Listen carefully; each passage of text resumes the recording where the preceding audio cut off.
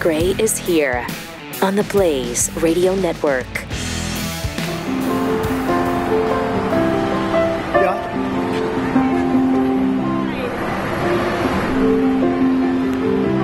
She just died? Wow. I didn't know that. I just, you're telling me now for the first time. She led an amazing life. What else can you say? She was an amazing woman. Whether you agreed or not, she was an amazing woman who led an amazing life. I'm actually sad to hear that. I am sad to hear that. Thank you very much. Just an impromptu, spontaneous reaction from Donald Trump. Like a movie, man. Just learning about the death of Ruth Bader Ginsburg and, I mean, handled that incredibly well.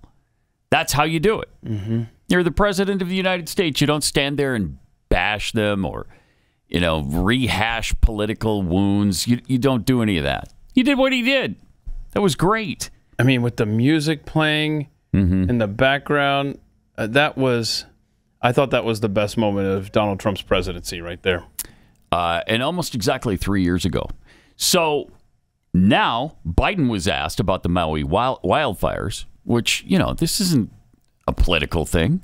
You can't just say something about the Maui wildfires that have killed 96 people. Is it more than that now? Yesterday it was 96. I think I heard 103. Oh, man. Jeez. So every day they're confirming more deaths on this. And he was asked about it as he left his beach house in Delaware. President, any comments on the rising death toll in Maui? Will you come talk about the Hawaii response, Mr. President? No comment. That is... No comment. Wow. Okay, bizarre. Just bizarre and terrible. As everything is with him. That was... I mean, that is... How do you have no comment? You can't say tragic. You can't say, yeah, we're heartbroken over it. It's something. Inexplicable. Yeah. I want to say tone deaf, but that's not good enough. This is par for the course for this guy, right? This is a looking at his watch moment. Yes. It's exactly what it is. He doesn't care about anybody.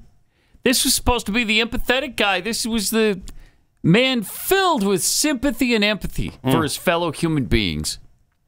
He was gonna salve the wounds of our enemies and better our relationships with our friends, restore American honor. Yeah, we got the adults back in charge, remember? Yeah.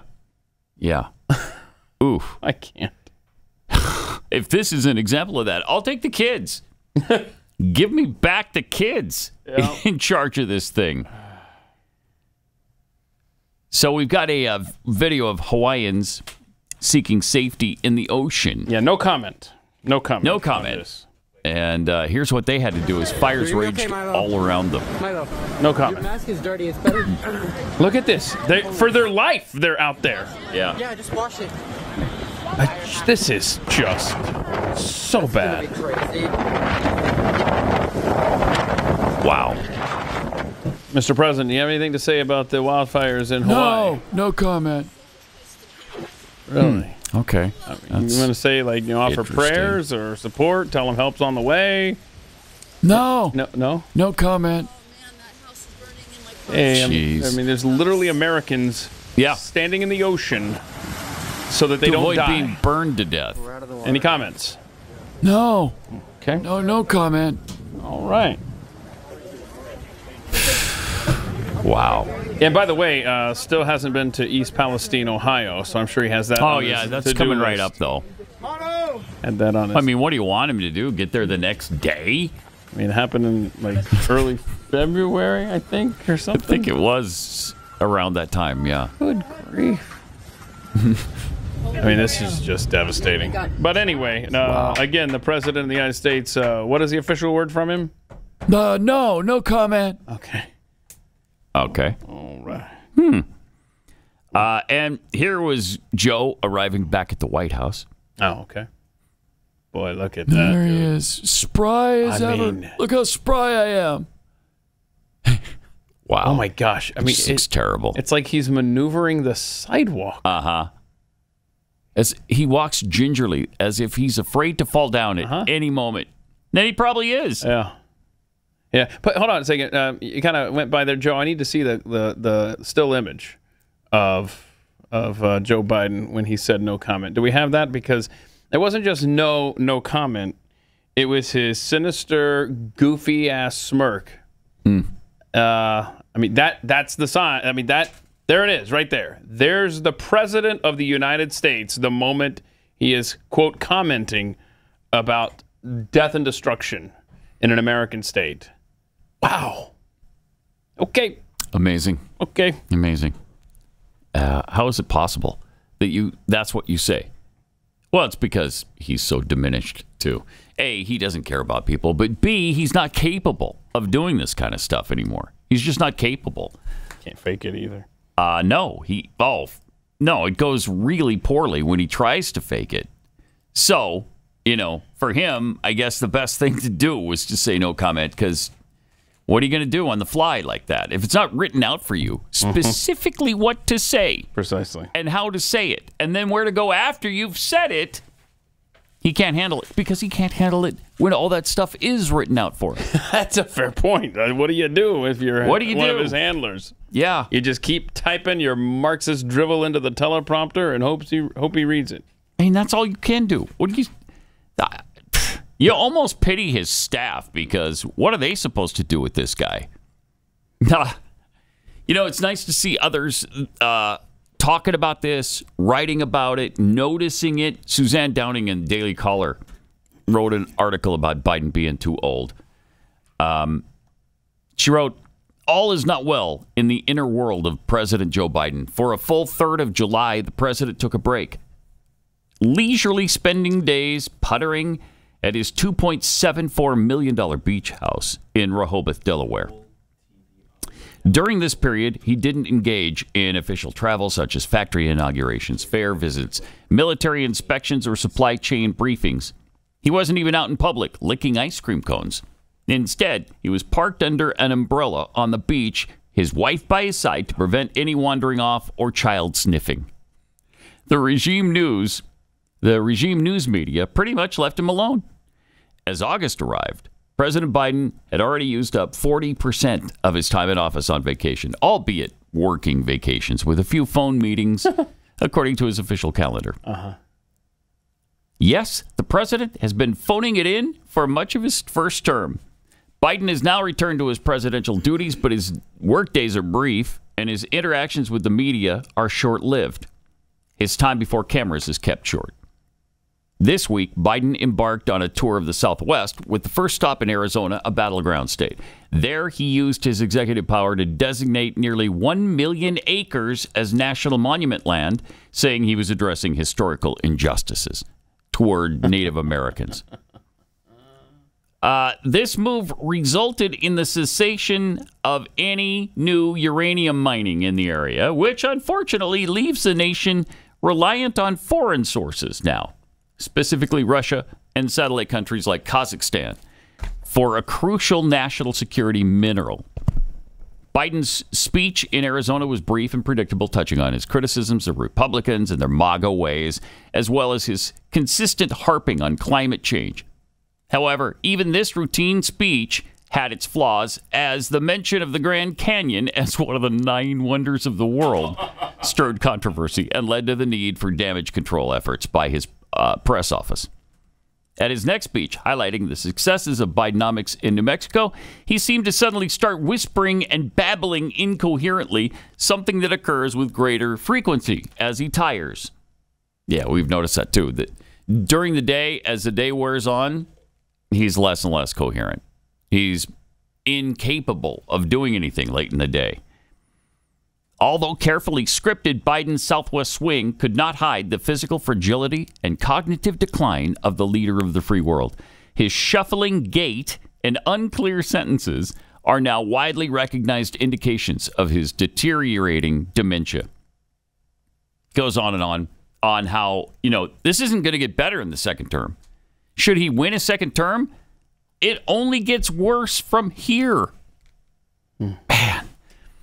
I mean, the things that they bombarded Dan Quayle for, spelling potato wrong, that lasted for decades. People still bring that up. But this guy, he screws up every day, all day.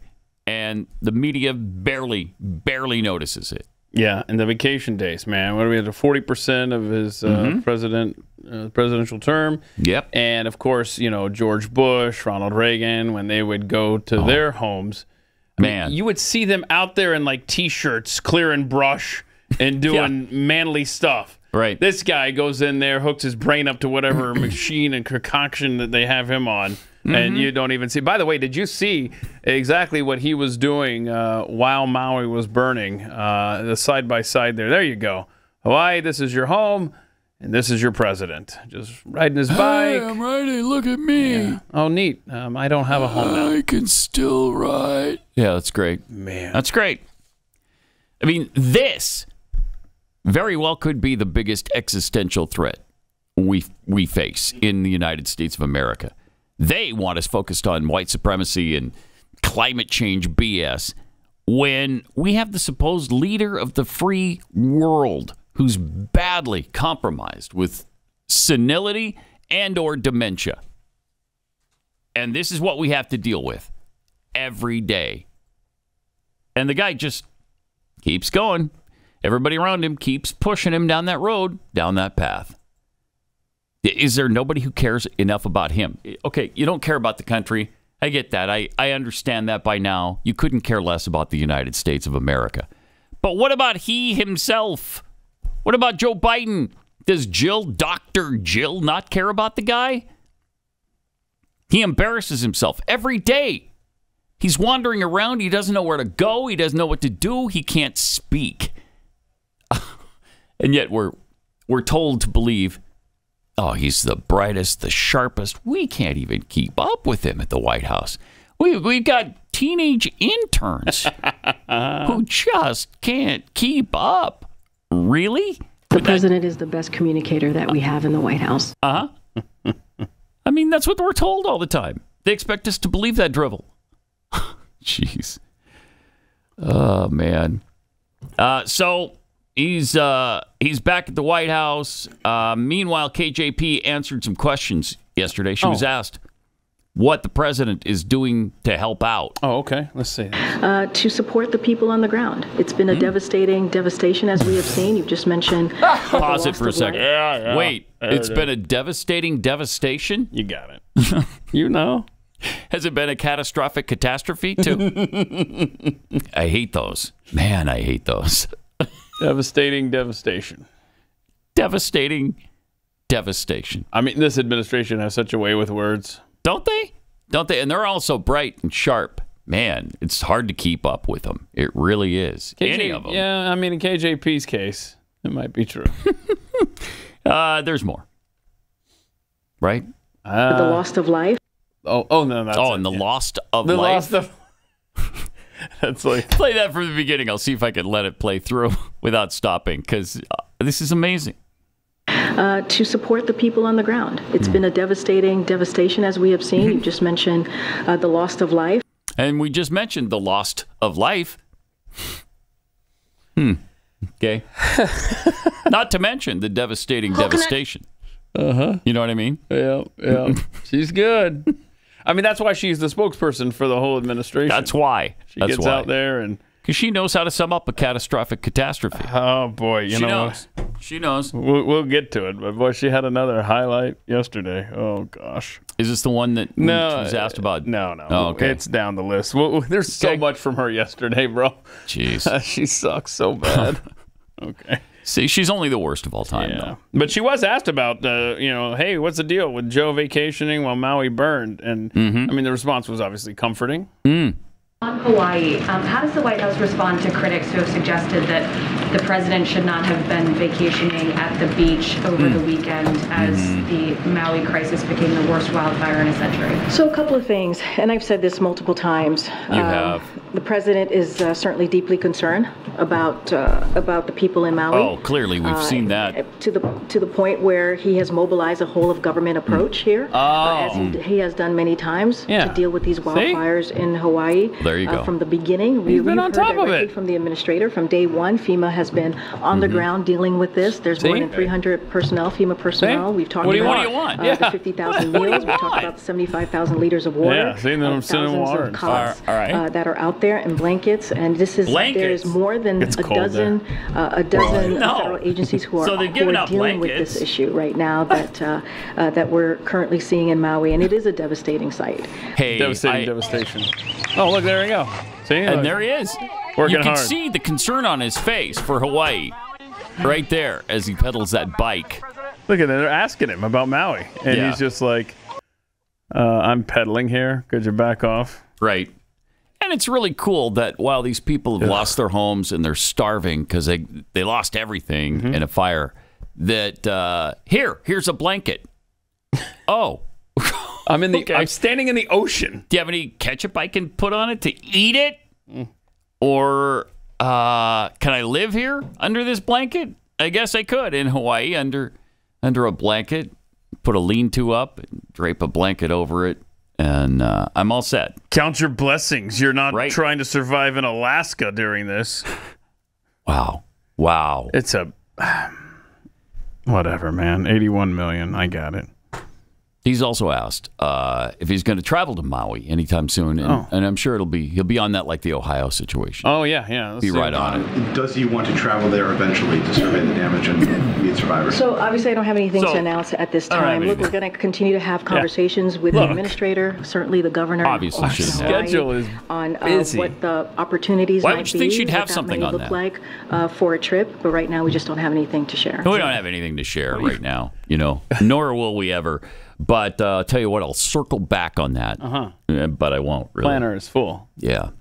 Let me look into my great big book of everything and see what it says. Oh, it doesn't say anything about it because we had nothing on that. So what about we're totally unprepared for that question. Who knew we'd be asked about Maui? Yeah. Right now. We thought you were going to ask us about East Palestine.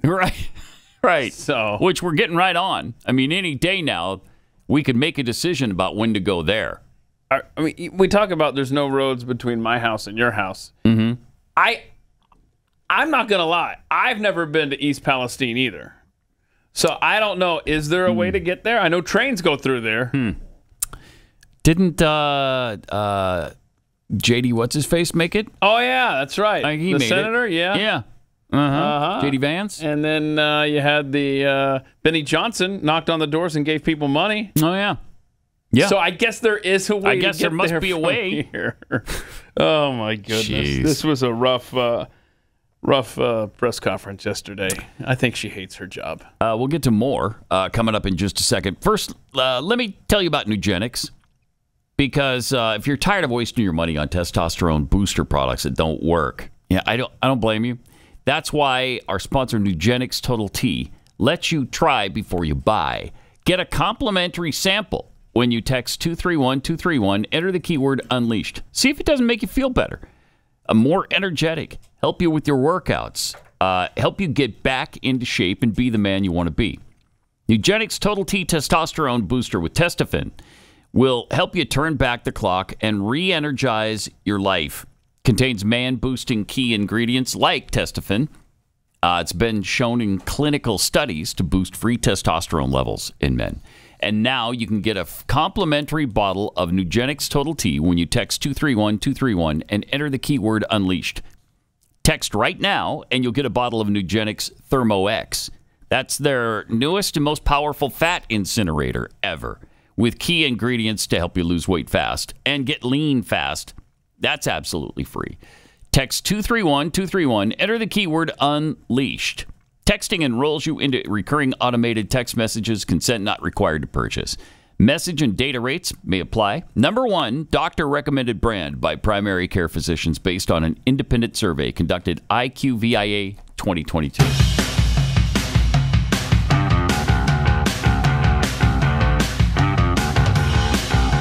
This is Pat Gray Unleashed. The FEMA director also was asked about emergency communications that failed in Hawaii. We mentioned this yesterday. I mean, who knows what's going on there? It's bad, and so people had no warning in some cases. All level of government sucks. Here's what he said. Can you speak to the issue of ongoing communications? In the earliest crisis, that was a problem and people getting information, whether it was the warning systems or any of that. But with towers down and difficulty, how much is the inability to communicate with the citizens, with each other, still an ongoing part of what you're dealing with, and what can be done to augment communication capabilities? No, I can't speak to the initial communication. I can't speak to that. What we are really focused on right now she's got nothing on is that. making sure that we do have continuous it's blah, blah, blah, blah, blah. People understand what resources are available, what the next steps in the I can't speak to that. I mean, why would I be able to speak to that? You think I'm the FEMA director or something? Oh, wait. You're doing a heck of a job, Brownie. I mean, seriously. And how long did we hear that? No kidding. Like, literally. That was the mantra of the left for the next 6 months. Yep. Until he got rid of Mike Brown, that was the thing. Yeah. Yep. We should be seeing I can't speak to that and no comment. We should be seeing that everywhere. Mm-hmm. This administration just... KJP also discussed lawmakers from Hawaii. Here's how that went. Senator Harino, who I said the president spoke to just last night. He thanked the president for the immediate support of federal agencies have delivered for residents of Hawaii. Okay. Representative Harino. So has Senator Shorts. Senator Shorts. She has no idea. How are you that poorly prepared? How? Help. Nobody went over this with her before. By the way, it's here's how you pronounce their names, since you're going to be saying them. Say it back to me now. Say it back to me. Harino. No, it's not Harino. Shorts. No, his name is not Senator Shorts. Brian Schatz. Yeah. She's good. Hirono? Yeah, she's good, man. She's good. That's great. He's good. Stuff. There's just so much good. I don't even know where you want to begin. Yeah, too much, really. There's too much good. So much. We can't handle it. We can't even handle it. Yeah. Yeah. Wow. How sad is this that we're in this situation? Very sad. And so much limited information. Something I just... Not a lot of answers coming out of Hawaii right now. No. You got reporters frustrated, too. Here's a Maui Times reporter with a message for authorities in Hawaii. This narrative that the media is lying about the reality of the Lahaina fire is incredibly frustrating for me because I am the media. I am the editor of Maui Times, and I have tried relentlessly to get direct information from the County of Maui as well as the Maui Police Department. Both entities have been radio silent and have not responded to any of my calls or emails over the past few days. I also spoke to Maui police officers in person in Lahaina, and they all denied me my First Amendment right to freedom of the press by denying me access to Lahaina town as well as denying me information. They even sent me on a wild goose chase trying to find their media coordinator who had conveniently gone home for the day by the time I found where he was supposed to be. So it is not the media who is lying to you because I am obligated to only report what has been confirmed. Who's lying to you is the government entities who are trying to cover their asses and not take accountability for how grossly mismanaged this entire situation has been. Maybe if we make this go viral, I'll actually get a response from them. I wonder if she did. I don't know that she did yet. But here's a quote from an attorney. No, this is not from a fire chief. This is from an attorney, right? Michael Watts, whose firm is among 3 investigating the fire, told Bloomberg, quote, all evidence, videos, witness accounts, burn progression, and utility equipment. It's an unmanned vehicle versus... Can you kill that? Thanks. All evidence, videos, witness accounts, burn progression, and utility equipment remaining points to Hawaiian Electric's equipment being the ignition source of the fire that devastated Lahaina. So... there you go. So it sounds like it's... you remember the wildfires 20 years ago in California? Remember it was the It was one of the it was something with the electric company. Mm-hmm. And you had the two guys. Remember that? We had the radio transmissions of the guys that worked for the electric company that were just, I think they were being dismissive or something. Anyway, so you've got an electric company now. The Enron guys? No, I don't think so. That happened too. Yeah, the Enron guys were mocking California. Maybe that's what it was. Yeah. Mm-hmm. But it was, yeah. Anyhow, so that's what it sounds like right now. But there's so little details coming out right now that now you've got conspiracy theories just blowing up. Everything you can imagine is coming out about this thing, about what actually started it. We have the story that maybe it's the local electric company. Okay. We've got maybe it's a land grab from Jeff Bezos and Oprah Winfrey who want to go in there and buy the land for cheap. Jeez. We've got, I like the celebrities angle is really picking up steam. There's talk about they want to build a port there, and it's easier when you have raised homes. So I got to thinking, and I did a Twitter Spaces yesterday with some of the audience there, and a lot of people kind of lean this way as well. Do you remember, Pat, the Chinese space laser that was mapping the area around Hawaii? Yes. All right, so I threw that out there, and this video was sent to me after that, and now it's like, okay, now what? So watch this. It's an unmanned vehicle versus energy, and energy wins. It's called directed energy, and the device delivering the focused firepower is Boeing's compact laser weapons system. Oh, no. The key to Boeing's compact laser weapons system is to focus energy on a spot small enough to heat up and damage a target. Think of it like a welding torch being put on target, but from many hundreds of meters away. The compact laser recently demonstrated its pinpointed precision in an exercise in Point Mugu, California. The system disabled an unmanned aerial vehicle at a tactical range. This is a look at the laser. We get hung up on this. Point Mugu. That sounds like something I'd make up when I'm talking to my kids. Yeah, you've heard of this. Yeah, it's Point Mugu. Point Mugu. Named after Mr. Magoo. Mr. Magoo. Get in the car, kids. We're going to Point Mugu. Sorry. It just wrecked the whole darn thing. It sure did. But this is an interesting little weapon here. Watch what happens. They demonstrate this. I don't like it. All right, let's see it. This is a look at the laser at work in real time. At Point Mugu. The focused laser takes down the UAV in seconds. Once we turned the laser on, it was about 15 seconds until the drone was clearly disabled. During previous tests in rugged terrain, the compact laser tracked and lased a tethered UAV. Watch the silent, invisible laser suddenly ignite the vehicle. If you were on the receiving end of laser energy, you would have no idea where it was coming from or what was even happening. Okay. Interesting. So if you had a Chinese laser, you were trying to sow chaos in your enemy's country. Just throwing it out there. Hold on, let me throw you one more curveball. And it's not Point Mugu. It's not a Point Mugu reference. All right. It's the Maui Police Commission is headed up by the guy who was a Las Vegas captain back during the Las Vegas shooting. So now he's in charge. Oh my gosh. In Maui. Just throwing that out there. Oh man. That's true? It's true. That's substantiated. That's true. That's everywhere. Oh man. Mr. Twitter. Something's off with Hawaii. I just feel like 6 months from now, we are still going to be saying what started the fire in Hawaii. Like my gut out of the gate said it's like Italy, it's like Greece, it's like Canada. It's an arsonist that has a green agenda. Now, I don't know, a Chinese space laser, Point Mugu, something. Something's wrong. Something is wrong here. Yeah, I think so. Why am I not? We're not hearing it was caused by this, blah, blah, blah. It started here. Wind blew it this way. I haven't even heard that much about climate change causing it. There's been some, obviously. Well, what did KJP call her?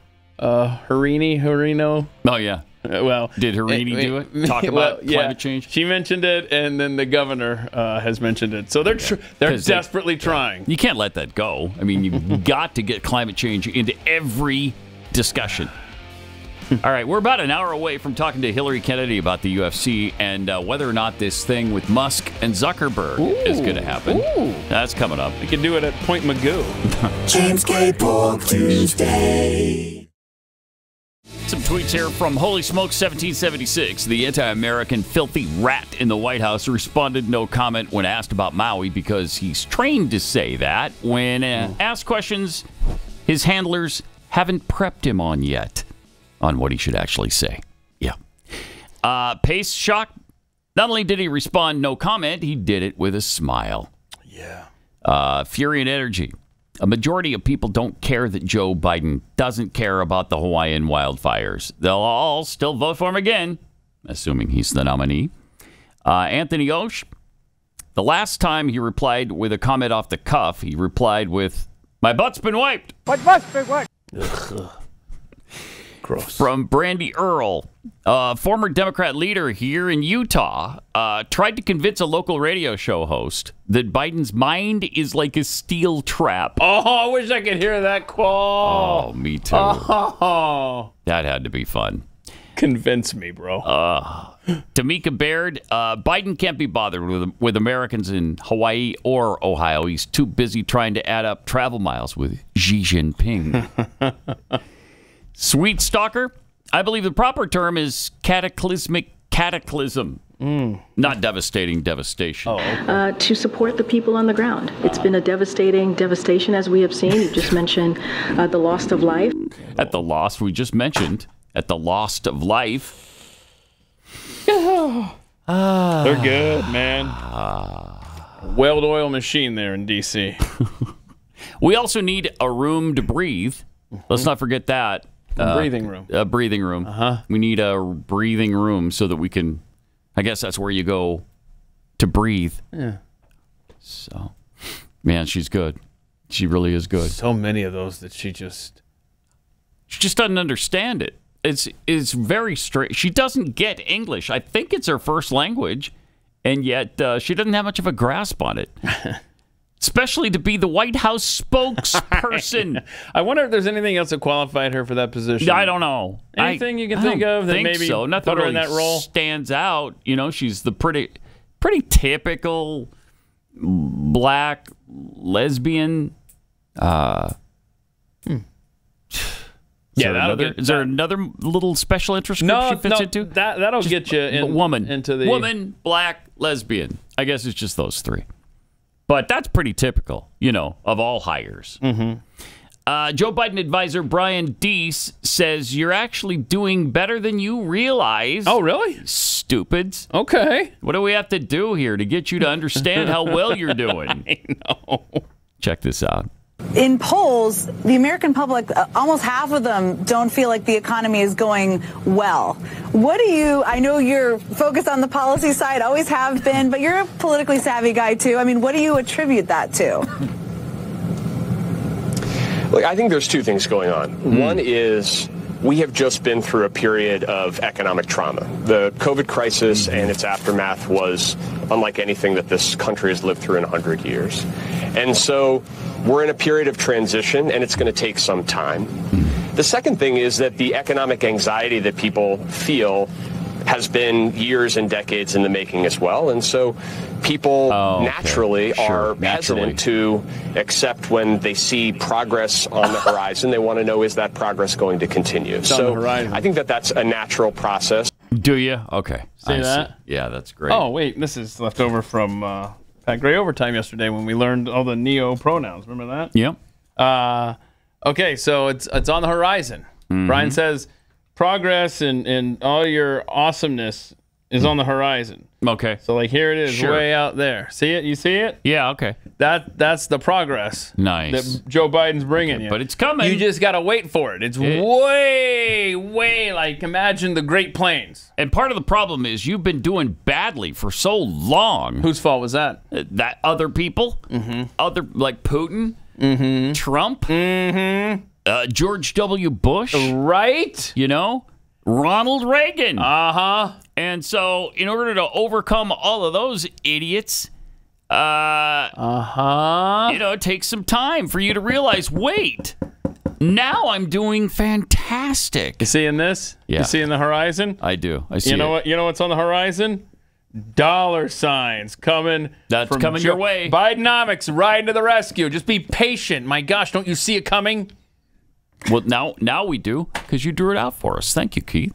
Why hasn't the administration done that? They should do that. They should do this. They should take a Very whiteboard. demonstration right there. Should take a whiteboard to the press conferences. Money is out there on the horizon. Well, I mean, it's out there. It's way out there. You way- can't see it right now. Yeah. But Brian Deese just told you it's coming. What? So shut up. Stop being such an impatient buffoon, if you would. What in the world? These people are just... And they're all doing that. That's the party line right now. Yeah. You're doing way better than you think. Yep. You just don't understand how well you're doing. Plebe. Okay. All right. Meanwhile, MSNBC's Donnie Deutsch warns America that, man, if Trump gets elected in 2024... What? Look out. Oh, no. What? Yeah. Okay. Make no mistake about it, and this is why I get so enraged with not the far-right fringe, but the Republican, the establishment Republicans. Do you not understand that if Donald Trump wins, nothing else matters because it's over? Morning Joe might act, just to take a little example, Morning Joe might not exist anymore because Donald Trump has said, as all autocrats say, I'm what they will voting do. I'm And he voting for said, Trump then. if I'm elected, I want the FCC reporting directly into me. And he will cancel the show. I mean, you need to think that. Pause it for a second. Excuse me. The guy's already been president once. How many times did that happen to anybody? Oh, my gosh. Let me count them up. None. Zero. What are you talking about? What an a-hole. Oh, my. Wow. So hold on a second. Trump needs to mix that in as a campaign promise. Yeah. If you elect me, I will get rid of the Joe Scarborough Morning Postum show. I mean, that could have that a might lot put of him over the edge. A lot of voters would break with Trump if they would go, yep, that's my guy. Get that crap off the air. Yep. What a ridiculous, and to your point, yes, 4 years. Mm-hmm. He could have done that already if that was his intention. Geez, they're absolutely shutting down any opposing points of view.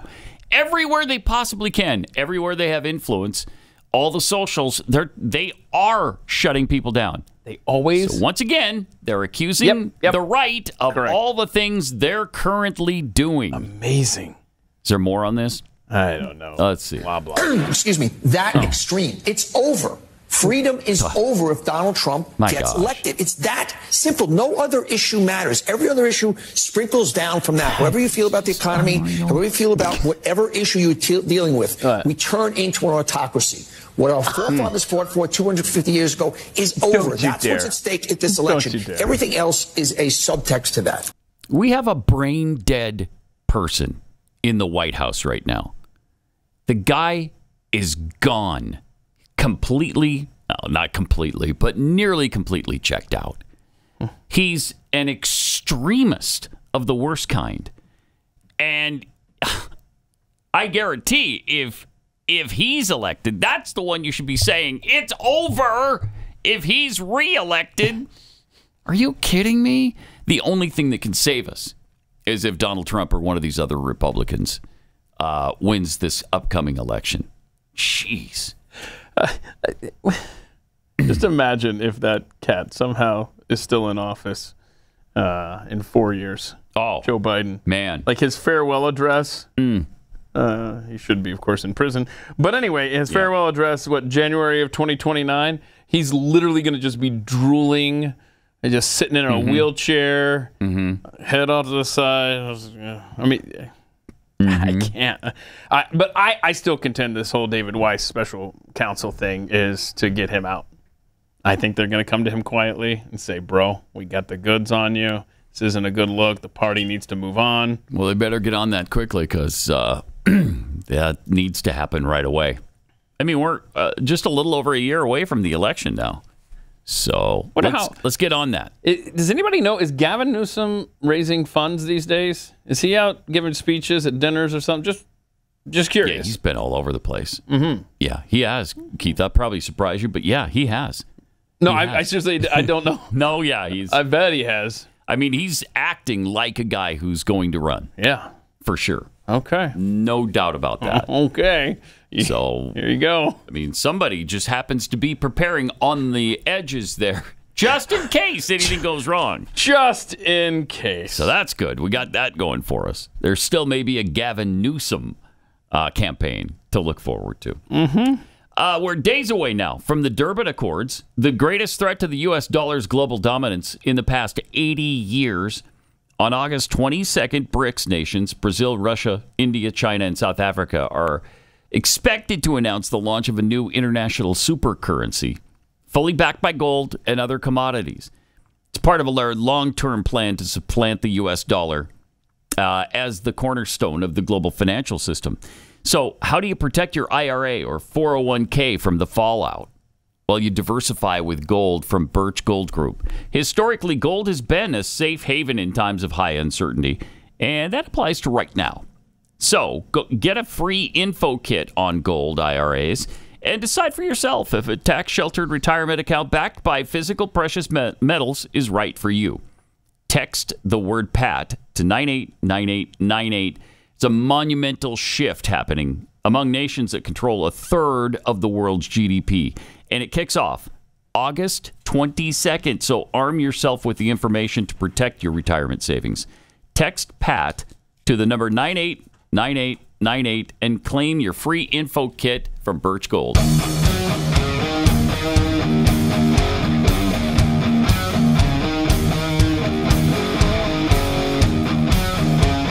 Pat Gray Unleashed. So, Trump was indicted yet again. I swear. Man, stop. Over and over and over. Already it was up to 78 charges. And so now they've got this new indictment in Georgia. So they're doing federal and state.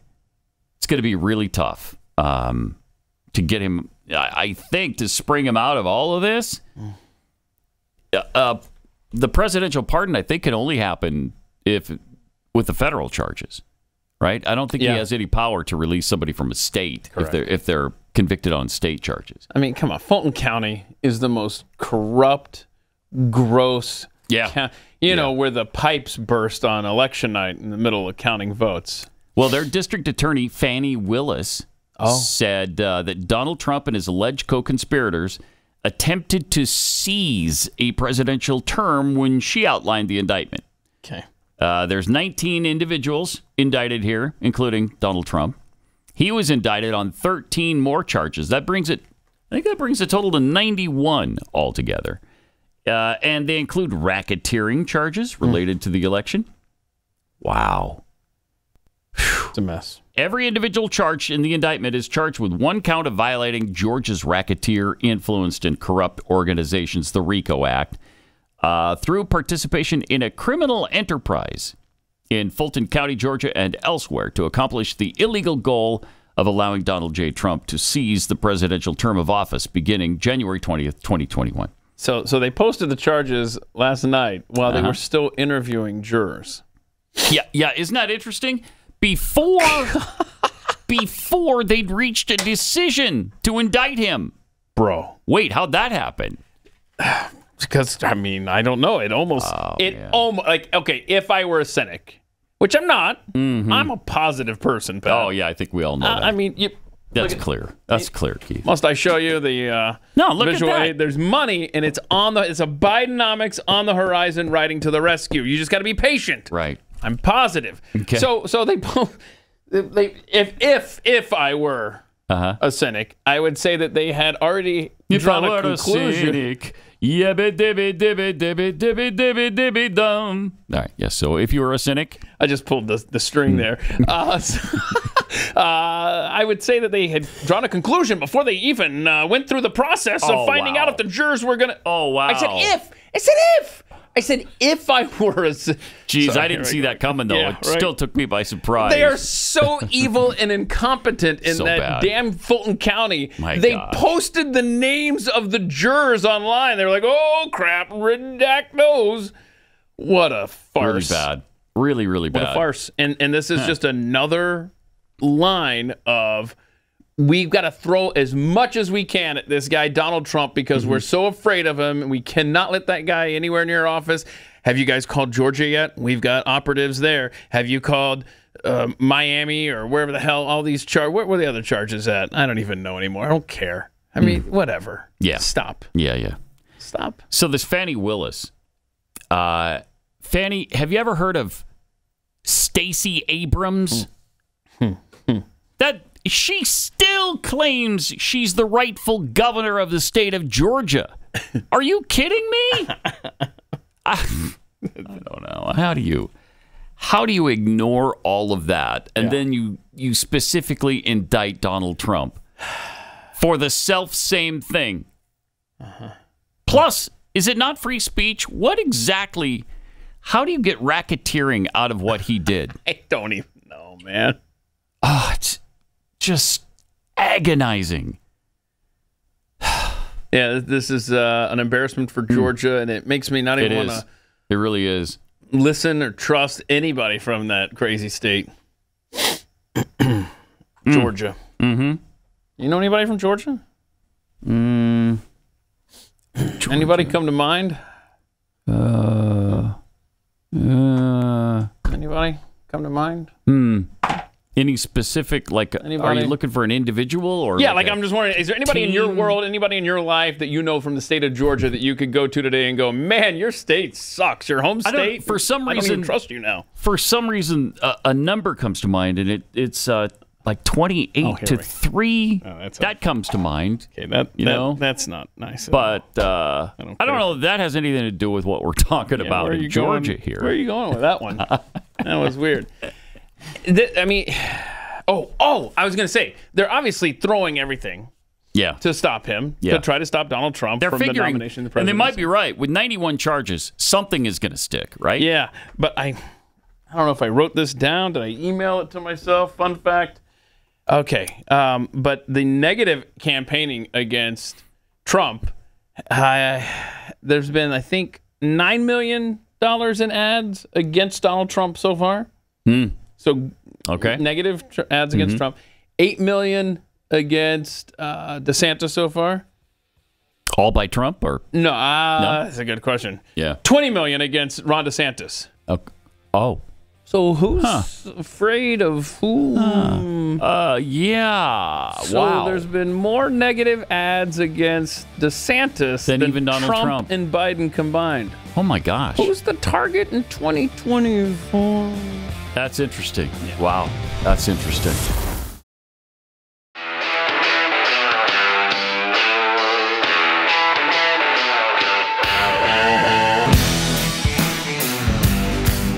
Pat Gray is here on the Blaze Radio Network. With some tweets, Lutheran housewife tweets. I can't believe I actually want Jen Psaki back.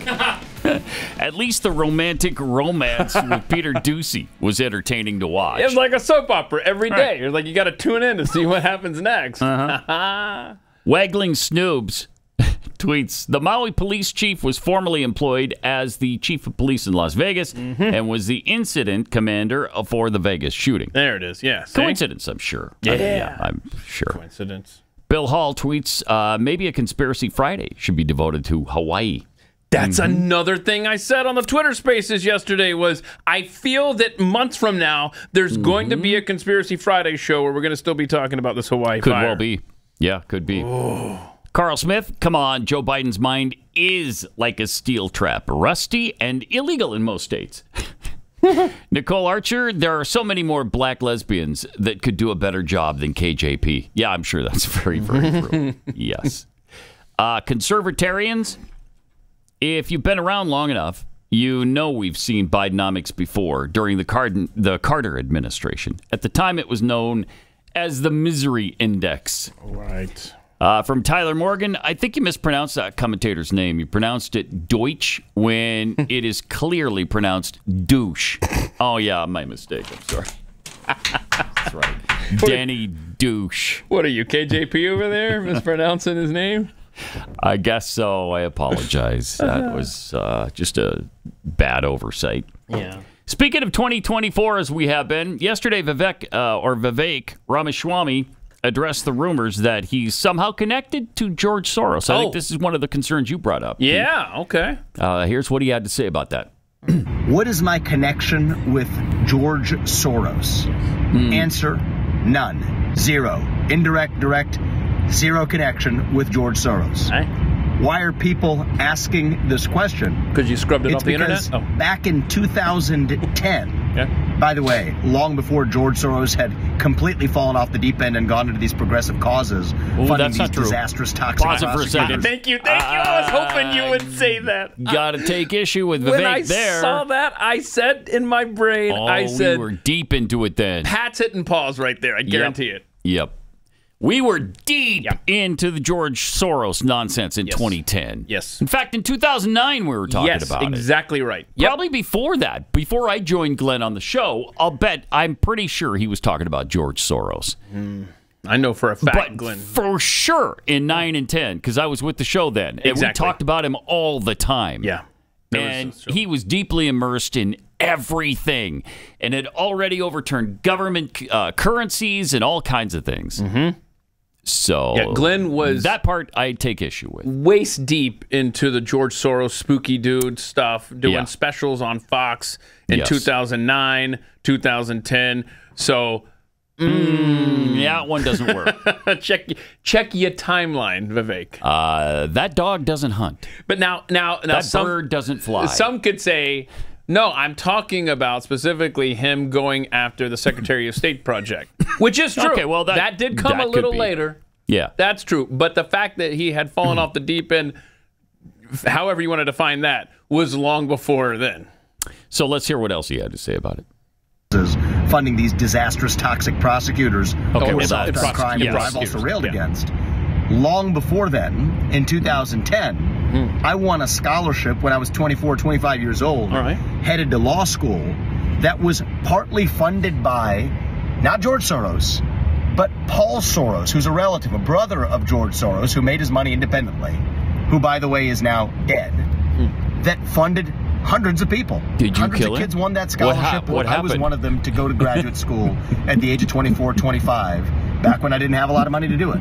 And you know what? If I had turned down that scholarship back then, that would have been so foolish that anybody that foolish probably should have no place anywhere near the White House doing trade deals on behalf of this country.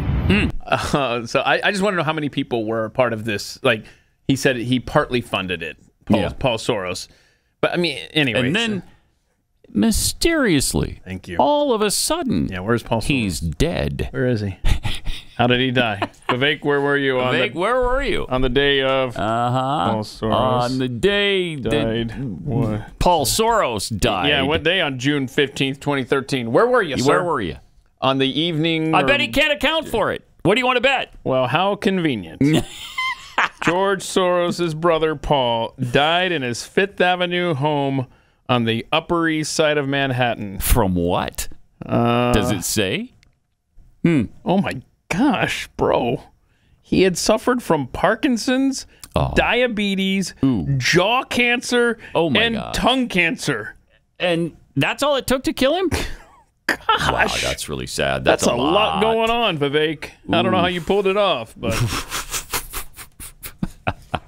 Okay, so his one connection to the Soros family is Paul Soros funding... What was it? He gave him a scholarship? Yeah. And that's what, you know, anybody that has kids in college or about to go into college, you can apply to any number of scholarships. He could have applied to 20. Yeah. And like, this is the one he got or whatever, you know? So yes, I don't fault him for that. Yeah, that's fine. Sure. I don't have a problem with that. So if that's his only connection to the Soros family, so what's your connection to the WEF? Yeah, we'll get into that because he has explained that as well. Okay. I don't know. There's a lot of people that are throwing a lot of stuff out there on him, and I think a lot of it's not true. Well, but now this policy position really concerns me. You know, the death tax thing, that's 59% that he's supposedly in favor of. Gotta ask him about that. Gotta ask him if he'd never voted for a Republican until 2020. You know, that doesn't necessarily discount him in my mind. It's just kind of a warning, like a red flag. Okay, well, what was your pivot point all of a sudden? Why did you start doing that? Look at this. This is a tweet at Vivek G. Ramaswamy on Twitter. Wearing a mask, this is Vivek writing, wearing a mask equals personal responsibility. Oh, boy. Okay, hang on. I'm not quite finished with the tweet. Okay. It's a long one. All right. It's puzzling when conservatives oppose it. Is it? No, is it? But before deriding them, remember this. And by the way, I don't oppose it. If you want to wear a mask, wear a mask. I just oppose being forced into wearing one. That's what I oppose. Oh, this is interesting. I had no idea where this tweet was going to go. I just literally went to Twitter and typed in Vivek masks. Wearing a mask equals personal responsibility. It's puzzling conservatives oppose it. But before deriding them, remember this. CDC and WHO discouraged wearing masks in March. Thank you. Okay, well, good. A noble lie to save, he put that in quote because that's what it was said, to save masks for healthcare workers. Institutional lying erodes public trust in science. All right, you kind of pulled that one out of the fire there. Yeah, you did. Yes, you did. All right, let's see. Hold on. Okay, good. Let's do Vivek. Let's do vaccines. Bro, 2-issue voter here. Ukraine vaccines. I have no idea. I don't see a similar very popular tweet coming up there. But interesting. Anyway, in this database thing, we got to ask him. He has this. We have so many questions. Yeah, we do. I can't wait for him to be on. We do, because another thing popped up yesterday, and that was the war on drugs that he wants to, I think he wants to legalize the use of hard drugs.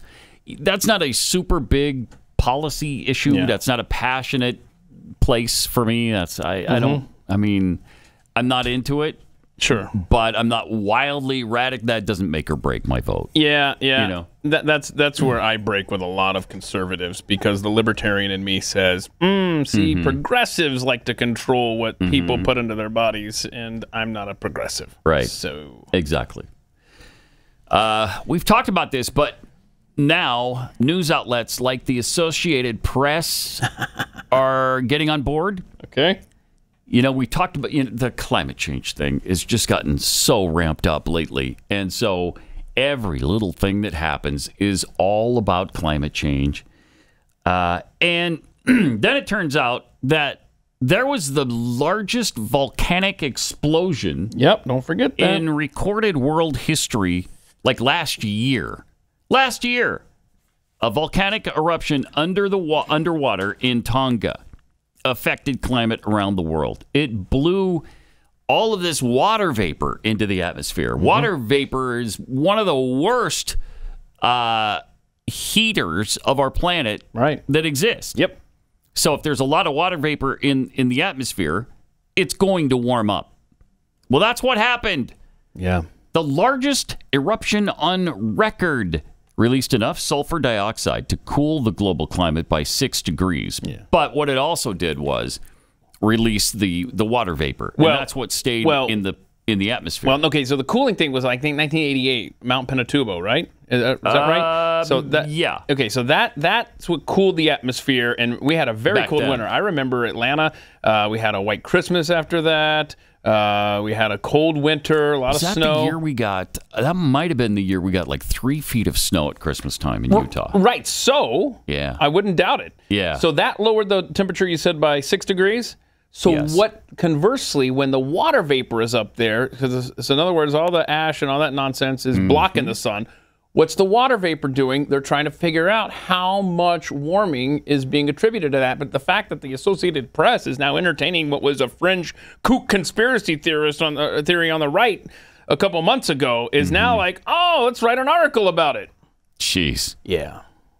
The submarine volcano erupted powerfully enough to send water vapor into the stratosphere, a layer of the Earth's atmosphere that begins about 7 miles above the Earth's surface. This water vapor becomes a potent greenhouse gas, causing a temporary warming localized to the Pacific area. But now they think it's affecting the air temperature worldwide. Isn't that interesting, huh? Isn't it, though? For them to even bring up the possibility is incredible, because they don't ever want to do that. What they want you to think is, yeah, it's catastrophic climate change. That's brought on by man. Okay, we need to spend $100 trillion to fix it. Yeah. That's what they want to do. And $99 trillion of that goes into the coffers of people like Al Gore. Yeah. and Klaus Schwab. By the way, I was looking for this volcano thing online yesterday, and I stumbled upon this, okay? There's a volcano going off right now in central Mexico. And then over in Sicily, Mount Etna is going off as well. What is? Oh, wow! What is happening? Why so many volcanoes at the same time? Water, big water, ocean water. Okay, so I don't know, man. I just don't like it. There's a lot happening, and I don't care for it. No, all right. I don't either. I'm on record as saying there's a lot happening, and I don't care for it. It does make you a little nervous when we have the world's largest volcano that if it blows, the super volcano at Yellowstone. Okay. Yeah, y'all go see the Rocky Mountain West while you can. Right. While it's still there. Because if that volcano ever erupted, it wouldn't be there to check out. You don't want to be driving through a lot of ash. No, you don't. And lava on your way to Yellowstone. So that tends to put a damper on your vacation. It'll slow you down. Mm-hmm. When you look at your little driving map, and the traffic, it's going to be red. Yeah. It's going to be red if the volcano goes off and you're driving to Yellowstone. Yeah, it's suboptimal. That's right. So we're going to keep our fingers crossed it doesn't happen anytime soon. Let me tell you about Eden Pure Thunderstorms. This is something that'll purify the air in your home. If you just have really bad smells after cooking, this gets rid of them almost instantly. Cigarette smoke, litter boxes, trash cans, mildew smell from basements. No match for the Eden Pure Thunderstorm.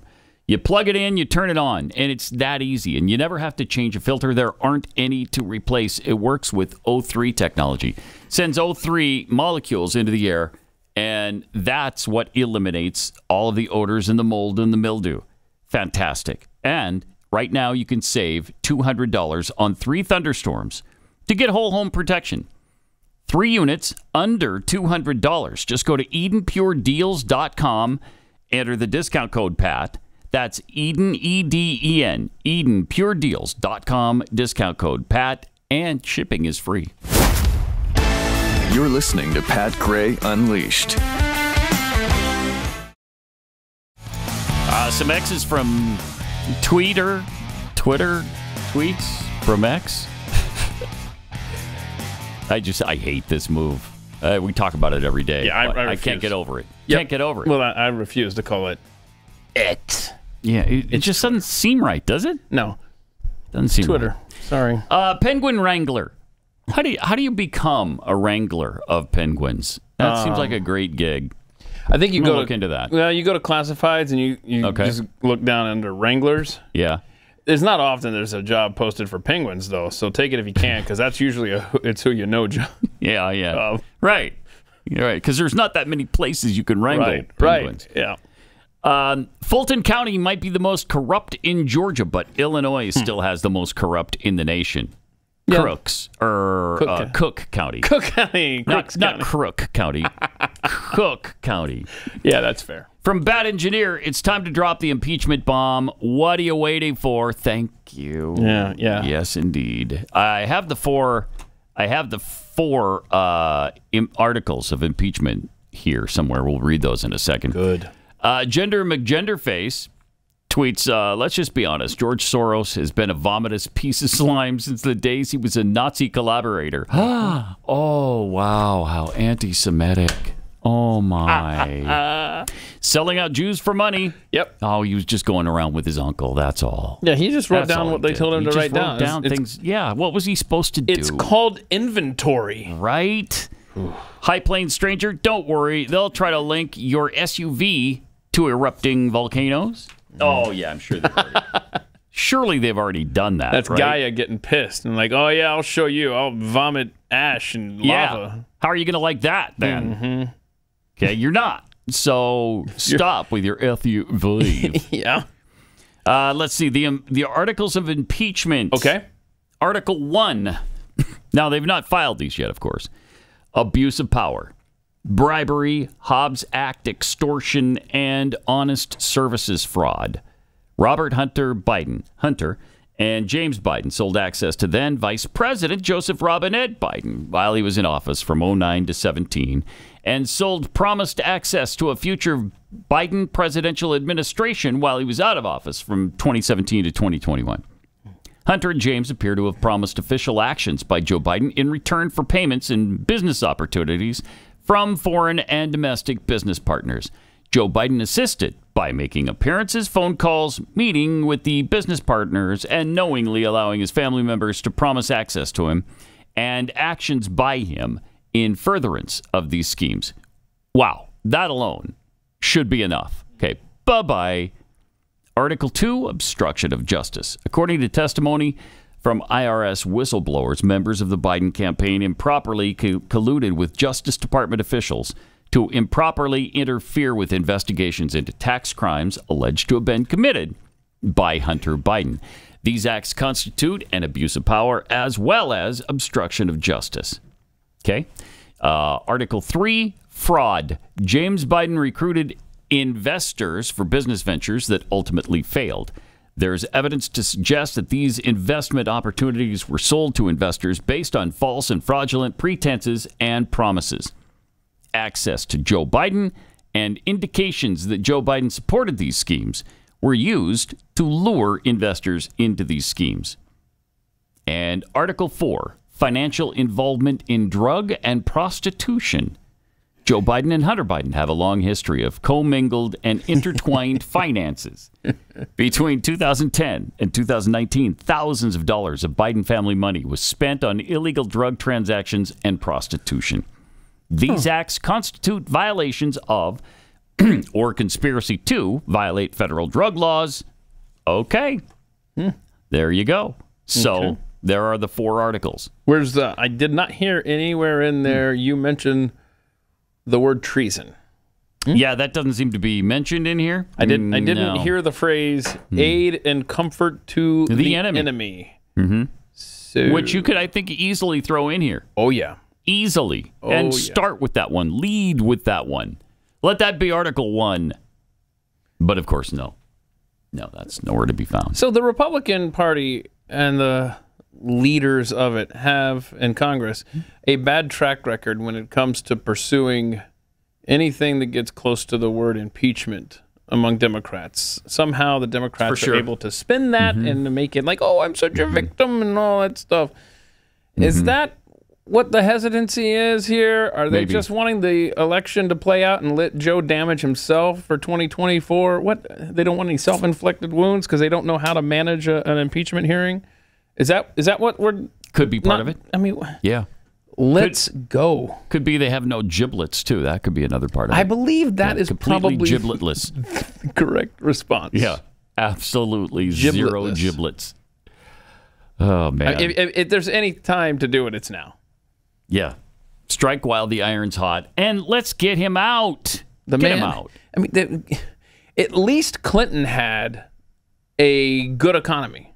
Right? So people could say, stop messing with my good economy. Right. I don't care what he does in his personal life. Brilliant spin, by the way, Democrats. Yeah, that's great. They're always so good at that crap. What are you going to do for this guy? It's like, hey, don't mess with Bidenomics. It's so good, and you're messing with it, and don't. I mean, he's on the ropes. Yeah. Yeah. Just as a president. Now you take this and you put it in the public light for people who aren't paying attention. They're going to work. They're busy paying taxes. They're not following this stuff.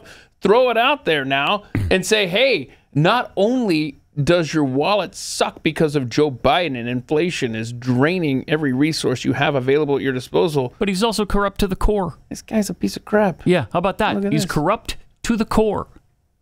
Oh, man. Do it. Meanwhile, the guy who threatened him online in Provo, Utah, and was summarily killed by the FBI, they are saying now that he pointed a .357 Magnum at him. The FBI offered that rationale for shooting and killing 75-year-old Trump supporter who had allegedly made these threats.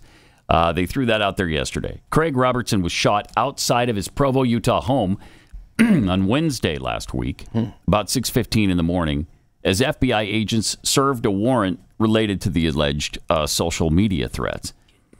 Initially, the FBI wouldn't divulge any details about the shooting. So now they're saying, well, he pointed a gun at us. So, yeah, we filled him full of lead. All right, well, let's see it. So, wait. Where's the footage? Where's the body cam footage? They couldn't say this. Let's see it. On the day of. Right, the day of. Why didn't they say that on the day of? So they wait 6 days to say, tell the public that he pointed a gun at agents instead of, because we know you had time to give a press conference, you left the body out on the roadside for 3 hours. You could have put a little makeshift podium up right next to the body and said, and then when the agents tried to serve the warrant, Mr. Robertson then aimed a weapon at our agents and we had to take him out. Had to shoot him. Boy, it's so interesting how that story took 6 days to get everything in line to tell the public. Sure is. Screw the FBI. Sure is. And you know what? It makes you wonder. Okay, if you saw the camera, the body cam footage now, would you even trust it? Or has that been tampered with, too? That's a fair point. Fair point.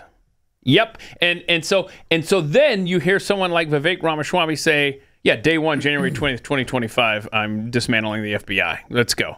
And then you're like, oh, wait, I didn't hear any of the Soros stuff. Keep talking. Keep telling me about the FBI getting dismantled, bro. Right. Right. I mean, he claimed that day one, he's going to shut down the FBI. Good. Been asking for it. Let's do it. Pretty great campaign promise. That really vaults you. When you start talking about dismantling the FBI and praising Calvin Coolidge, that really covers up a lot of other blind spots I may have on you. All right. We're going to talk to Hilary Kennedy about the UFC and the big fight with Elon Musk and Mark Zuckerberg next. This is Pat Gray Unleashed. Great to have you with us. We welcome to the show Hilary Kennedy from HilaryKennedy.com. Just one L. That's right. L. Don't confuse me with the other Hillary. If you use two L's, does it redirect? You still do that? Do you know? Bro, I've tried. You've tried? I used to. I don't think I can't remember if I've done it lately or not. People, no matter what, people always spell it with two L's. Yeah, no matter how many times I tell them it's Hilary. They always stick that. The government, they misspelled my passport. There's just no need to waste consonants. People can't understand that, Hillary. Exactly. You don't need the extra L. Thank you, Pat. So you're welcome. You're welcome. I'm happy to help on that. Also, 4-Minute Buzz, of course, and a huge UFC fan. I am. So is this fight with Mark Zuckerberg and Elon Musk, is it going to happen? Because, man, there's been a lot about it lately. First of all, Elon was chickening out, according to Zuckerberg. Now, according to Elon, Zuckerberg sort of chickening out. What's happening there? These two, they are really building up the drama. So I'm hopeful that they are just making this build up so that everyone in the world will want to watch this fight. But, okay, so I know you guys talked about it on your show, but Friday, I'll kind of go back through the timeline here. Friday is when Elon tweeted out that the fight was going to be happening. He said the fight's going to be managed by my and Zuck's foundations, not the UFC. He said it's going to be live streamed on his platform and on Meta. He said it was going to be in ancient Rome, that there would be nothing modern in the frame. At the Colosseum. Right. So he said, really cool. The prime minister of Italy, they'd cleared everything, that this was happening. And then he said all the proceeds were going to go to veterans and then to pediatric hospitals in Italy. So everybody was like, okay, this is great. Like, it's all going to charity. Wonderful. But then on Saturday, someone who Musk is close with, it's an American author. His name's Walter Isaacson. He wrote a biography on Musk. That's coming out, I think, next month sometime. He's a great author. But this guy leaked, from Musk, we're assuming, leaked some screenshots of a text thread between Elon and Zuckerberg. And basically it said, he basically said he wanted to have a practice bout with Zuckerberg at his house in his backyard because Zuckerberg built an octagon in his backyard about a month ago. Oh, wow. That's these, to prepare for the fight. A lot of people say Zuckerberg's wife not happy about it, but he built the octagon anyway. So Zuckerberg, he responded to Musk saying, hey, want to have a practice bout in your backyard? And he said, if you still want to do a real MMA fight, then you should train on your own and let me know when you're ready to compete. And you can't really see Elon's full reply on the text thread, but Business Insider said, it says, I have not been practicing much apart from a brief bout with Lex Fridman today. While I think it's very unlikely given our size difference, perhaps you are a modern day Bruce Lee and will somehow win. Oh, wow. So, I mean, Elon's really kind of goading him into this. But anyway, so that he outweighs him by over 30 pounds. Yeah, he's a large guy. He's 6'2". I think Zuckerberg is, what, 5'9" or something? I think I sent a short little guy. Yeah, let me... their stats, the tail how they of the compare. tape. Here we go. Hang on. All right. But there we go. So, there we go. Yeah. That's a big difference. Elon's 51. Zuckerberg's 39 years old. That's a pretty big difference. But 5'11" versus 5'7", 178 pounds versus 154 pounds. I mean, Musk is just a bigger dude, but Zuckerberg has been training intensely. So a lot of times technique can, overpower supposedly size. He's really big into jiu-jitsu, so yes, and I now don't know, that that'd help him. An octagon in his backyard now, so he's got the time to train. Yeah. But so that was over the weekend. Then Sunday, Zuckerberg got on Threads, which, I mean, is anyone using that? It's like he yelled into an empty forest. Yeah, that's exactly right. He said, I think we can all agree Elon isn't serious and it's time to move on. What? He said, I've offered a real date, and Dana White offered to make this a legit competition for charity. Elon won't confirm a date. And then he says he needs surgery, and now he asks to do a practice round in my backyard instead. So he said, if Elon ever gets serious about a real date and an official event, he knows how to reach me. Otherwise, it's time to move on. I'm going to focus on competing with people who take the sport seriously. So everyone was reporting he's called it off. But then... Oh, no. What? That's not all. That's not all. But then... Yesterday afternoon, Elon got on X, which it's so hard to remember not to call that Twitter. Don't give in. Anyway, he got on X Twitter, and he said, for the Tesla FSD test drive in Palo Alto tonight, I'm going to ask the car to drive to Zuckerberg's house. We'll also test latest X live stream videos so you can monitor our adventure in real time. If we get lucky and Zuck actually answers the door, the fight is on. Okay, what happened? He drove the car to his house, but Zuckerberg, his spokesperson, sent a reply and said, Mark's traveling right now and isn't in Palo Alto. Of course. Also, Mark takes this sport seriously and isn't going to fight someone who randomly shows up at his house. So that was the reply. Wow. And then the reply from Musk should have been, I have twice as much money as him. So there. Yeah, exactly. So I don't know. I mean, a lot of people are saying Elon Musk has made a lot of wild claims saying he was going to do things and never followed through. And this could be another one of those times where he's just kind of trolling everybody. Yeah. But the mother of his last two children, her real name is Claire something or other, but her persona is Grimes. The last two.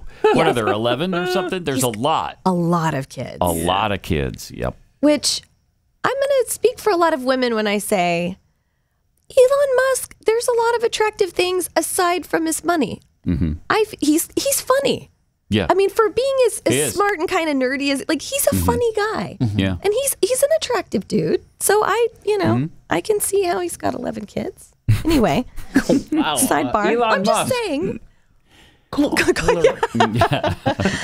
just saying, I understand the attraction because he is very funny. But anyway, the mother of his last two children, she did an interview recently with Wired magazine, and they asked her about the fight. And she said, do you think this is going to happen? And she said, yeah, I think so. She was like, Elon's very strong, but Zuck has been training a ton. And they said, are you cool with it? And she said, no, I would prefer it didn't happen. She said, watching the father of your children in a physical fight, it's not the most pleasant feeling, but it's not going to cause brain damage. So I think this is good. Dudes need some outlet for trad masculinity. And they all right, so she's on board. But the interviewer said, I don't know if this is all fun. You know, it seems like it's got kind of a dark edge, like they're enemies. And she said, I think this is making them respect each other more. And then Elon at one point tweeted out, why don't we just take everything out and get a ruler out and have a measuring contest. And she said, I'm going to take credit for that because she said, I told him, why don't you guys just cut to the chase and get out a ruler? Because she was and she said, I didn't think Elon was going to tweet it, but he did. Well, damn right he's going to tweet it. He's really, really pursuing Zuckerberg hard with this whole thing. Well, I think he's really pissed about the Threads thing. I think that really bothers him. Because it's a clear-cut attempt to, horn in on Twitter. Right. So, yeah, I think he's pissed.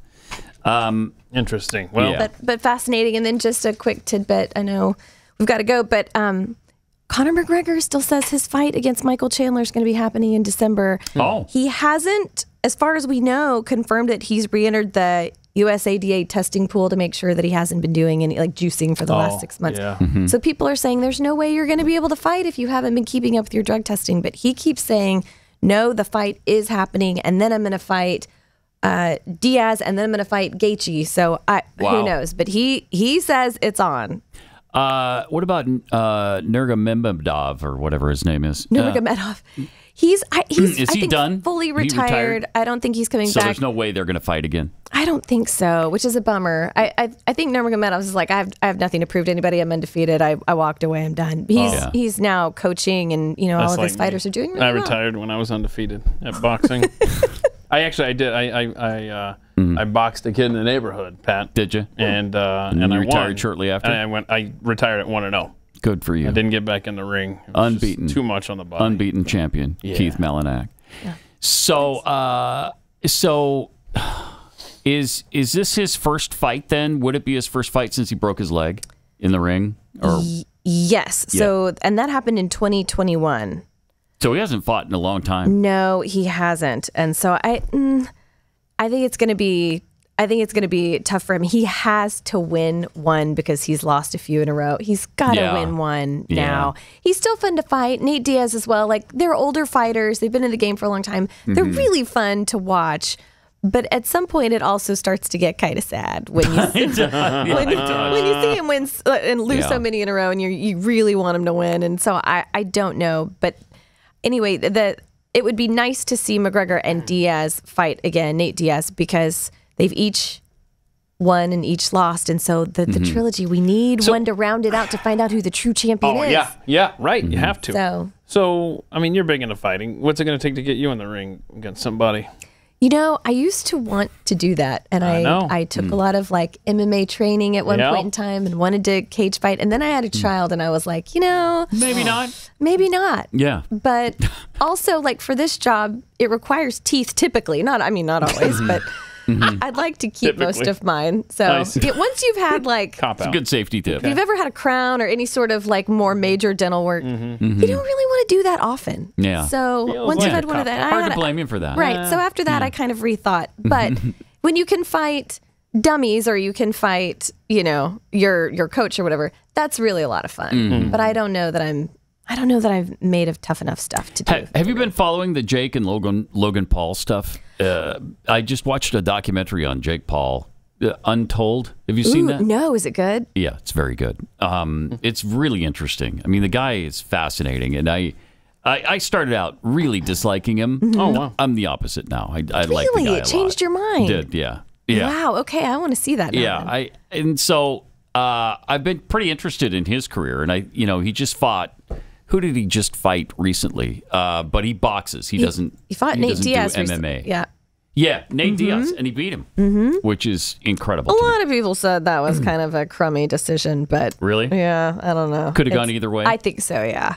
Also, the Tommy Fury thing, which he lost, right? Was really the only actual boxer he's faced, right? Everyone else has been like an MMA fighter. So, do they have anything on the docket now? Are they going to fight again? I know when this talk of the Elon and Zuckerberg fight happening in Italy was going on, Paul basically said, you need a good undercard. You need some great fights because this one between the two of them, he's like, this is not going to last any length of time and it's going to be ridiculous. So he was like, you need some real fighters on the undercard to kind of captivate everybody. So he offered to do it. And did they say no? I don't know that Dana White ever even responded. but it would be a huge payday. Dana White and the Pauls don't get along. No, don't like each other at all. Yeah, but I think if it came down to dollars and cents, they'd figure a way to work it out. I'm sure. Yeah, there'd be some real money in that. Yeah, it would be amazing. All right, Hillary, we'll be watching for you on the 4-Minute Buzz coming up in just a few minutes. Thanks, everyone. Fingers crossed for the fight. Okay. Let's hope it happens. Yeah, absolutely. Absolutely. All right, the next time you have to take a flight somewhere, you're not going to build your own plane, right? You leave that to the experts, and that's best when it comes to real estate as well. Leave that to the experts, like the people at realestateagentsitrust.com. Go there. We've got only the best agents in your area will do. And these are also fans of the show. They know what they're doing. They've got great track records. And they're people that are going to see your situation through all the way to the end. So whether you're buying or selling or you're doing both because you're going to relocate, leave it to the experts at Real Estate Agents I Trust. This is Glenn's company, and he put this together because he had such a bad experience with a realtor in the past and didn't want that to be the case for you. Real Estate Agents I Trust. It's a free service to you, and you're going to be glad you called them. realestateagentsitrust.com.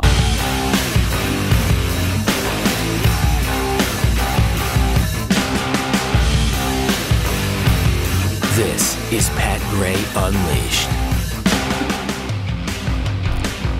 Apparently Skittles is trying to pull a Bud Light situation here. Oh, no. I think, they see that example and they think, wow, really? We could go down $27 billion in market value too? That would be fantastic. So they're partnering with Glad. Oh, that's a good one to altering some of their packaging to include Black Trans Lives Matter. All right. Now, are Black Lives Matter, is that group going to be happy with that message? Because it doesn't seem like anybody's life can matter except for Black lives, right? You can't add or subtract anything in there. Many have gotten in trouble before for even daring to suggest that another life matters. All lives matter has brought down the rage of these people on many. So how are you getting away with this? Stupid. Black Trans Lives Matter. That's so dumb. Okay. Cool. Well, we'll see what happens. Images on the packet on social media prompted an outpouring of criticism. It's the fourth year Skittles has teamed up with GLAAD. Oh, wow. The Gay Lesbian Alliance Against Defamation to support the LGBTQ plus community by amplifying and celebrating their stories, according to Skittles' official website. In a series of limited edition Pride packs. You got yours yet? Not yet. Not yet. Not yet. What are you waiting for? No, I'm waiting for next June. Isn't that the next Pride month? What are we doing this now for? Right. In a series of limited edition Pride packs, the candy company has ditched its staple color wheel and opted for a toned down packet with an illustration. That's fun. That is. Isn't that great? There it is. I mean, that's beautiful. Who's running these companies, bro? Morons? Honestly. In previous years, the packets were all gray to represent the brand's cemented efforts of support. And they went opposite day. However, last year the concept was changed to include the work from 5 LGBTQ plus artists. Good. Oh, good. Thank you for doing that. Any of these artists probably are hanging in the Louvre, right? Oh, I'm sure they are now, yeah. Sure. Yeah, because they're classic. One example says, express yourself, URSELF. Oh, that's hip. That's hip when you do that. Yeah, because, see, that's not how you spell yourself. While another includes the text, Black Trans Lives Matter. That's great. Good. So, all right, well, I'm going to rush out and get some Skittles. You mind if I bow out of the show a little early today? Because I don't want to miss out on the opportunity. They might be flying off the shelf as we speak. It's like getting in line for a Probably made a mistake talking about it before we're off the air. Yes, because, bro. Yeah. They're like Cabbage Patch dolls. People are going to be running out to get them. Right. Mm-hmm. Speaking of which, have you seen the promotion put on that, what is it called? Beanie Babies or Beanie They're back? America? No, the movie about them with Zach Galifianakis as the head of the company that did Beanie Babies. Man, I mean, it's being promoted like crazy on... You have Netflix, don't you? Or Yeah. I think it's Netflix. Okay. No, I can't wait to watch the Beanie Baby documentary. Yeah, I haven't seen it. It's not a documentary. It's an actual movie. Oh, it's a movie. But I can't get interested in a movie about Beanie Babies for some reason. No. Oh, okay. I really can't. All right. Did you see what Texas Governor Greg Abbott said? This stupid Australian chick who was like some social media influencer there, and she had some things to say about America. And so Greg Abbott was being interviewed, and he kind of pushed back. I mean, listen to this. Get out of our country, lady. Listen to some of these quotes that she got. It's in this story here. Okay. Let's see. TikTok user Mia Chloe. I mean, who doesn't follow Mia Chloe on the old TikTok? Yeah.